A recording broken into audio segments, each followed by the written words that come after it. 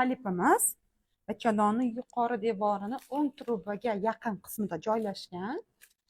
15-20 mm, ya'ni 2 santimetrga yaqin atrofida ikkiga bo'lib kesib oldik va gastroskopiya juda ham omadli yakunlandi. Ikkinchi patsientkamiz ham gastroskopiya amaliyotini yakunladik. Bu patsientkamiz bachadon ichiga kirish qismida servikalniy kanalda bir nechta polipchalar bor ekan, olib tashaldi va undan tashqari внутренний зевdan sal o'tishimiz bilan bachadon bo'shligiga kirayotganimizda yana bitta polip aniqlandi. Bu polip ham bartaraf qilindi. Ayolimizda skretching amaliyotini bajarib qo'ydik. Bu yanada embriotransfer успешный bo'lishiga yordam beradi. 3-chi va 4-chi patsientkamizda ofisning gastroskopiya amaliyotimiz yakunlandi. 3-chi patsientkamizda ham polip aniqlandi, bartaraf qilindi.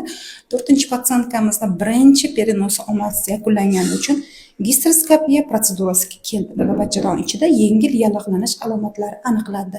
Hamda bu ayolimizga PRP terapiyani o'tkazdik, чтобы keyingisida yaxshiroq natija olib, homiladorlik to'g'ri